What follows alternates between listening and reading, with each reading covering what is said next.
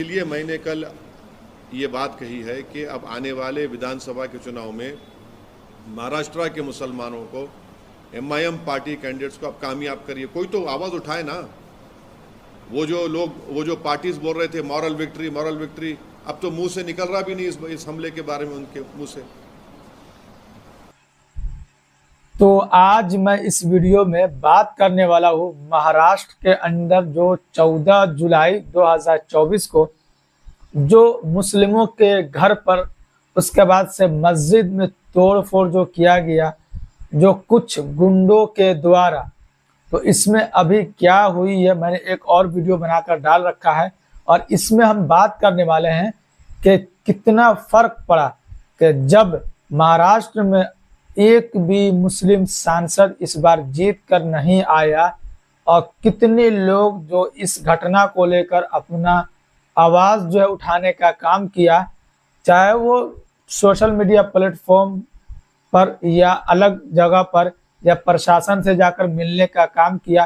तो इसमें हम बात करने वाले हैं कि मुस्लिम जो समाज के ऊपर ये घटना जो हुआ, मुस्लिम समाज के घर को तोड़ फोड़ किया गया, उनको पीटा गया, उनके घर में घुसकर उनके साथ मारपीट की गई, उसके बाद वहां पर मस्जिद को भी नुकसान पहुंचाने का काम किया गया। तो बहुत से लोग बोलते हैं कि हमारे लिए ये पार्टी बहुत बेस्ट है, हमारे लिए ये पार्टी बहुत बेस्ट है, हम इस पार्टी को सत्ता में लाना चाहते हैं, हमारे लिए ये पार्टी आवाज उठाने का काम करेगा।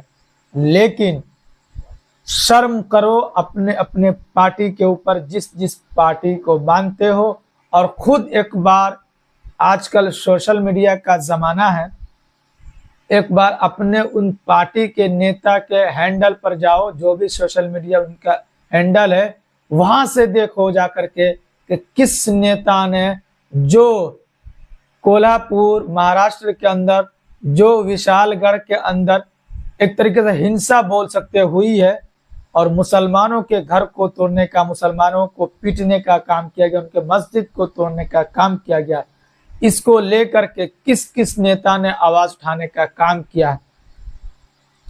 महाराष्ट्र की अगर हम बात करते हैं तो वहां इंडिया गठबंधन, इंडिया अलायंस है। इंडिया अलायंस की अगर हम बात करते हैं तो बड़े नेता में शरद पवार कांग्रेस के हैं, एनसीपी के, उसके बाद से कांग्रेस है, उसके बाद से उद्धव ठाकरे। उद्धव ठाकरे ने आवाज उठाने का काम नहीं किया, शरद पवार ने आवाज उठाने का काम नहीं किया। उद्धव ठाकरे के बेटा का अगर सोशल मीडिया उठाकर देखते हैं एक्स, उस पर उन्होंने आवाज उठाने का काम नहीं किया। और आप जिस पार्टी को झोली भर भर कर वोट देने का काम किया, 2024 में हो या उससे पहले हो, आप तो अपने पार्टी पर भरोसा करते नहीं हो। अगर कभी जुल्म होता है मुसलमानों के ऊपर तो फिर आपको मुस्लिम सांसद और मुस्लिम नेता याद आता है कि काश अगर वो होते तो आवाज उठाते। अगर किसी ने आवाज उठाया तो वो एमआईएम पार्टी के लीडर, एक तो बैरिस्टर असदुद्दीन ओवैसी साहब सबसे पहले, उसके बाद से अगर हम महाराष्ट्र की बात करते हैं तो वहाँ इम्तियाज जलील साहब जो वहाँ के सांसद पूर्व में रह चुके हैं औरंगाबाद से, उसके बाद से वारिस पठान साहब जो वहां पर घटना स्थल पर जाने का काम किया। अभी तक किसी नेता ने वहां पर जाने का काम नहीं किया। घटना स्थल पर वारिस पठान जो एमआईएम पार्टी के लीडर, वो वहां पर पहुंचे और वहां पर पहुंचकर वहां के डीजी से मिलने का काम किया और उन्होंने अपना ज्ञापन सौंपा कि ये क्यों ऐसा हुआ, पुलिस प्रशासन के नाक के नीचे ऐसा क्यों हो गया और पुलिस प्रशासन अभी तक इस पर क्या कार्रवाई की, उन्होंने जानने का काम किया। और वहाँ की जो डीजी है उन्होंने आश्वासन इनको दिलाया कि हम इस पर कार्रवाई करेंगे। जो कि रश्मि शुक्ला वहाँ की डीजी है, उनसे इन्होंने, वारिस पठान ने मिलने का काम किया। मैं यहाँ पर उनका फोटो लगा रहा हूँ, आप यहाँ पर देख सकते हैं। और बैरिस्टर असदुद्दीन ओवैसी साहब ने खुलकर कहने का काम किया कि अगर महाराष्ट्र के अंदर आप एक भी सांसद मुस्लिम को जिताए होते तो आज सीना खोलकर आपके लिए वो खड़ा होता। लेकिन आपको तो मुस्लिम से मतलब नहीं है, आपको तो सेक्युलरिज्म के जो पाठ पढ़ाते रहते हैं, आपको सेकुलर पार्टी इतने भी है उनसे मतलब है, उनको जिताना है। लेकिन जब जरूरत पड़ती है तो वो आपके लिए कभी खड़ा नहीं होगा। कभी खुलकर वो आवाज उठाने का काम नहीं करेगा। चाहे वो राहुल गांधी हो, आप राहुल गांधी का एक भी ट्वीट दिखा दो कि उन्होंने इस घटना को लेकर ट्वीट किया हो, अखिलेश यादव उन्होंने ट्वीट किया हो, किसी ने ट्वीट किया हो इस घटना को लेकर।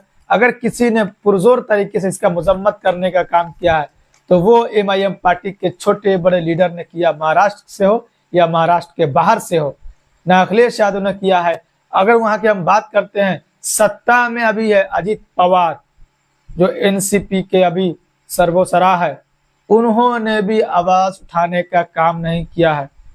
और उसी पार्टी में अभी शामिल हुए जो पहले थे बाबा सिद्दीक, जो पहले कांग्रेस में हुआ करते थे, उन्होंने सिर्फ आवाज उठाने का काम किया। उन्होंने ट्विटर पर ट्वीट किया, एक्स पर उन्होंने ट्वीट कर इस बात का जानकारी दिया और इस पर अपना उन्होंने दुख प्रकट किया है।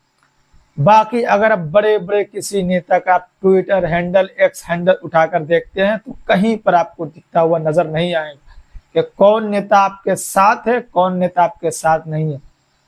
इसलिए हमेशा असदुद्दीन ओवैसी साहब कहा करते हैं कि आप अपनी क़यादत को मजबूत कीजिए, अगर कभी भी जरूरत पड़ेगी आपके लिए तो हमेशा एमआईएम पार्टी खड़ी रहेगी। लेकिन आपको तो एमआईएम को ए टीम, बी टीम, सी टीम कहने से फुर्सत नहीं है। और जब लाठी पड़ती है, पिटाई पड़ती है, जब मार पड़ती है, तब आपको याद आती है एमआईएम पार्टी, ओवैसी साहब याद आते हैं। ऐसे तो आपको याद नहीं आते। वही कोल्हापुर के मुसलमानों ने झोली भर भर कर इंडिया अलायंस को वोट देने का काम किया और वहां के सांसद को भी जिताने का काम किया। लेकिन वही सांसद अभी कहाँ है, ढूंढते रहिए आप। वही सांसद आपके क्षेत्र में पहुंचने का काम किया कि नहीं, आपको खुद पता है वहां के लोगों को। अगर किसी ने वहां पर पहुंचने का काम किया है और सबसे कार्रवाई की मांग की है तो वो एमआईएम पार्टी के लीडर वहां पर पहुंचने का काम किया। उनको ओवैसी साहब ने आज्ञा दिया, ऑर्डर दिया कि वहां पर जाकर देखो क्या वहां पर स्थिति है, लोगों की मदद करो जैसे हो वैसे। लेकिन फिर भी इन लोगों को ओवैसी साहब से बड़ी दिक्कत है, एमआईएम पार्टी से बड़ी दिक्कत है। अभी हाल के कुछ महीनों के बाद यहाँ पर इलेक्शन है विधानसभा का, एमएलए का, लेकिन फिर भी देखिए चाटुकारों का, फिर भी ये मुसलमानों को टिकट अगर मिलती भी है तो वो उनको जिताएंगे नहीं। एक तो टिकट बहुत कम इनको दिया जाएगा क्योंकि इनको पता है कि लाठी मारो, कितनों मारो, ये सबसे जलील कौम है, सबसे जलील कौम है। इसलिए जलील कौम है कि इनको कुछ भी करो, बस इनको सेकुलरिज्म का पाठ पढ़ा दो, ये सब भूल जाएंगे। अपने मुस्लिम समाज के लोगों को जिताने के लिए सब भूल जाएंगे, किसी और को ये जिताने के लिए खड़े हो जाएंगे। इसलिए ये हर बात पिटाई खाते रहते हैं, हर जगह पिटते रहते हैं। कारण यही कि आप अपनी शक्ति को बनाना नहीं चाहते हैं, आप अपने को ताकतवर बनाना नहीं चाहते हैं। अगर वही आपका सांसद मुस्लिम होता, भले ही कितना गिरा हुआ सांसद होता, लेकिन उसको शर्म आती और वो आवाज जरूर उठाता और इस मामले को लेकर जांच पड़ताल करने के लिए सबसे आगे वो खड़ा हुआ नजर आता। लेकिन आप तो सांसद किसी और पार्टी के नेता को बनाओगे, एमएलए किसी और पार्टी के नेताओं के बनाओगे कि हमारे लिए ये लड़ेंगे। ये गलत फहमी कभी मत, कुत्ता पाल लेना, बिल्ली पाल लेना, और ये गलत फहमी मत पालना कि जो सेकुलरिज्म का पाठ आपको पढ़ाते हैं जो पार्टी के लोग, वो आपके लिए खड़े हो पाएंगे कभी भी। ये कभी वहम मत पालना, हर चीज पाल लेना, लेकिन ये वहम कभी मत पालना। देख लो राहुल गांधी ने आपके लिए ट्वीट नहीं किया, उनको इतना फुर्सत नहीं है। सारी दुनिया, सारा देश घूमने का फुर्सत है। अखिलेश यादव के लिए खुलकर कभी मुस्लिम लफ्ज मुंह से निकालने को तैयार नहीं है, चाहे वो राहुल गांधी हो, चाहे वो अखिलेश यादव हो, या कोई भी बड़े बड़े नेता हो, खुलकर मुंह से मुस्लिम लफ्ज निकालने को तैयार नहीं। फिर भी इसके लिए मुस्लिम इतना बेगैरत कौम है जो इनके लिए दिलो जान से मेहनत करते हैं कि हमारे अखिलेश यादव, हमारे राहुल गांधी, हमारे लालू यादव, किसने आपके लिए आवाज उठाने का काम किया है? जो इतनी बेहुरमती के साथ मस्जिद को तोड़ी गई, उसमें कुरान शरीफ को जलाया गया, उसके साथ बेअदबी की गई, वहां के निवासी को, मुस्लिम के समाज के लोगों को पीटा गया, घर को तोड़ा गया, गाड़ी को तोड़फोड़ की गई, उसमें आगजनी की गई, कितना यहाँ पर नुकसान किया गया। फिर भी किसी एक शब्द बोलने का काम किया। अगर वही किसी गैर मुस्लिम के साथ हुआ होता तो पूरा मीडिया चैनल से लेकर जितने छोटे बड़े नेता हो या चाहे किसी भी पार्टी से वो ताल्लुक रखते हो, सब अपने अपने ट्विटर एक्स से जरूर उस पर खेद प्रकट करते और आवाज उठाने का काम करते, लेकिन यही मुस्लिम के साथ हुआ है। तो उनको दिखता है कि मेरा वोट बैंक खराब हो जाएगा, लेकिन ये कौम जो है इनको कोई फर्क नहीं पड़ता कि हमारे लिए कौन आवाज उठा रहा है या नहीं उठा रहा। बस इनको जिसके पीछे भेड़िए के जैसे दौड़ा दो, ये उसके पीछे दौड़ जाएंगे, जिसका नतीजा ये है कि आज हर जगह वो पिटते हुए नजर आ रहे हैं। चाहे वो मॉब लिंचिंग के तहत से हो या वो किसी भी तरीके से, वो हर जगह पिटते हुए नजर आ रहे हैं। अगर कोई इनके लिए आवाज भी उठाता है तो उनको ये लोग सपोर्ट नहीं करते। अगर खुलकर कोई आवाज उठाता है, मैं अगर गलत बोल रहा हूं तो आप अवैसी साहब का ट्विटर हैंडल हो या किसी भी प्लेटफॉर्म पे आप जाए, एक्स पर जाए, अब उनका चेक करें कि अगर किसी मुसलमानों पर जुल्म होती है, आदिवासी दलित पर जुल्म होता है, तो सबसे पहले आवाज उठाने का कौन काम करता है। आप खुद जाकर चेक करें। वहां के लोकल पार्टी जो के नेता होते, जो अवैसी साहब के पार्टी के जो नेता होते, वो तुरंत आवाज उठाते और वहां पर घटनास्थल पर जाने का काम करते हैं। तो ये ऐसे ही हवा हवाई बात नहीं करता हूं मैं। आप सच्चाई को जाने, सच्चाई को देखे कि आपके लिए कौन आवाज उठा रहा है। आंख बंद करके किसी पे विश्वास करने की जरूरत नहीं, अभी भी वक्त है, संभल जाओ, वरना इसी तरीके से लाठी डंडे मस्जिद को शहीद होता हुआ देखते चले जाओगे और कुछ नहीं कर पाओगे। तुम्हारे नजरों के सामने सब होता जाएगा। ये मत समझो कि हमारे लिए शरद पवार है, हमारे लिए अजित पवार है, हमारे लिए उद्धव ठाकरे है, ये है वो है, कोई तुम्हारे लिए नहीं है। बस तुम्हारे लिए सब है। सिर्फ जब इलेक्शन का समय है तब सब तुम्हारे लिए है, क्योंकि सबको तुम्हारी जरूरत है। जब इलेक्शन खत्म, सबका तुमसे रिश्ता खत्म हो गया। बस जितने दिन इलेक्शन है उसकी हार जीत जितने दिन के लिए, बस उतने दिन तुम्हारी जरूरत है। इस बात को तुम गांठ बांधकर मुस्लिम समाज के लोगों याद कर रख लो।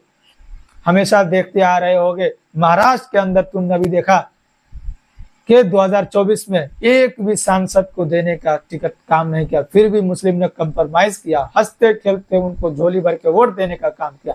और आज नतीजा जो आपके सामने है कि मुस्लिम समाज पीटा जा रहा है, उनके घरों को तोड़ा जा रहा है, कोई आवाज नहीं उठाने वाला। क्यों उठाएगा? उनको पता है कि हमारे वोट खराब हो जाएंगे। अगर हम इनके लिए आवाज उठाएंगे तो ये खराब हो जाएगा, इनको लिए उठाएंगे तो वो खराब हो जाएगा। लेकिन जो हर चीज को देखते हुए कि हमारे लिए वोट मायने नहीं, हमारे लिए इंसानियत मायने है, अगर वो सिर्फ है तो अवैसी साहब है जो खुलकर आवाज उठाने का काम करते। लेकिन फिर भी ये मुर्दा कौम जो है, मुस्लिम समाज, मुस्लिम कौम जो उनको नकारने का काम करती है, जब चुनाव का समय आता है इनको सपोर्ट नहीं करते। पता नहीं कितने कितने नामों से इनको पुकारा जाता है। तो जिनका नतीजा यही है, भुगतने के लिए तैयार रहें सब और भुगतते रहें और लोग भुगत रहें। फिर बाद में इनको याद आती है कि हमारे लिए कोई आवाज उठाने वाला बंदा नहीं है। और जब कोई आवाज उठाने के लिए कहता है कि मुस्लिम अपनी ताकत को मजबूत करो, अपनी ताकत को पहचानो कि हम है, तो उसके लिए अगर एकताई आपके अंदर आ जाती है तो आपके बिना कोई काम नहीं हो सकता, कोई MP MLA जीत नहीं सकता। लेकिन इनको तो एक दूसरे को हराना, एक दूसरे को जिताना इनकी बड़ी जिम्मेदारी होती है। और जिसका नतीजा यही होता है कि आप देश के किसी भी कोने में देख ले, अगर मुस्लिमों पर जुल्म होती है तो कितने % जो नेता है बड़े बड़े, चाहे वो केंद्र के हो या स्टेट के हो, राज्य के हो, खुलकर आवाज उठाने के लिए काम करते हैं। मुस्लिम लफ्ज मुंह से निकालने का काम करते हैं। मुंह से मुस्लिम लफ्ज निकालने के लिए अकलियत अकलियत बोलते हैं, मुंह से मुस्लिम लफ्ज निकालने के लिए वो गवारा नहीं करते। लेकिन फिर भी मुस्लिम समाज है जो उनके पीछे पीछे चलने को तैयार है। शर्म करो, शर्म करो। अभी भी वक्त है महाराष्ट्र के लोगों, और ये महाराष्ट्र के लिए नहीं, ये पूरे देश के लिए है, देश के अलग अलग कोने में अलग अलग स्टेट के लिए है कि दूसरे के पीछे चलने की जो आदत रखे हो इसको खत्म करो और अपनी क़यादत को मजबूत कीजिए और अपनी ताकत को पहचानो। आप लोग जब तक आप अपनी ताकत को नहीं पहचानोगे, जब तक आप पिटते रहोगे हर जगह से। अब हर जगह से ये नतीजा जो है दिखता हुआ नजर आता रहता है, कभी झारखंड, कभी बिहार, कभी राजस्थान, कभी हरियाणा, कभी छत्तीसगढ़, हर जगह से, कभी दिल्ली से ये वीडियो आप लोग सोशल मीडिया पे देखते होंगे। तो ये अपडेट जो कि मैंने आपको कोल्हापुर महाराष्ट्र से देने का कोशिश किया हूँ, जो कि फिलहाल अभी स्थिति ये बनी है, अभी जो भी हुआ है वो सिर्फ MIM पार्टी के नेता ने वहां पर खुलकर इनका विरोध करने का काम किया है और आवाज उठाने का काम किया, सरकार को घेरने का काम किया, चाहे वहां के इम्तियाज जलील साहब हो, चाहे वारिस पठान साहब हो, चाहे वहां के जितने भी नेता हो। उसके बाद से कोई नेता ने आवाज उठाने का काम किया गया, उस जगह पर जाने का काम किया जहां पर जूनागढ़ में, जहां पर ये विशालगढ़ में, जहां पर ये घटना हुआ। बहुत सारे आप वीडियो देखे होंगे कि किस तरीके से लोग वहां पर पीट रहे हैं, कुछ गुंडों के द्वारा बाज़ाब्ता प्लानिंग के साथ वहां पर अतिक्रमण के नाम पे प्लानिंग के साथ वहां पर लोगों का जाना हुआ, वहां पर मस्जिदों को तोड़ना हुआ, वहां पर लोगों को पीटना हुआ, घर को तोड़ना, गाड़ी को जलाना, गाड़ी को तोड़ फोड़ करना, ये सब पूरे प्लानिंग के साथ किया गया। फिर भी सरकार सोती रही और सरकार के जो ये बाल नाक के नीचे ये काम हुआ, क्योंकि उन्होंने पहले प्लानिंग किया, पहले लोगों को उन्होंने कहा, फिर उसके बाद से ये काम को अंजाम देने का काम किया।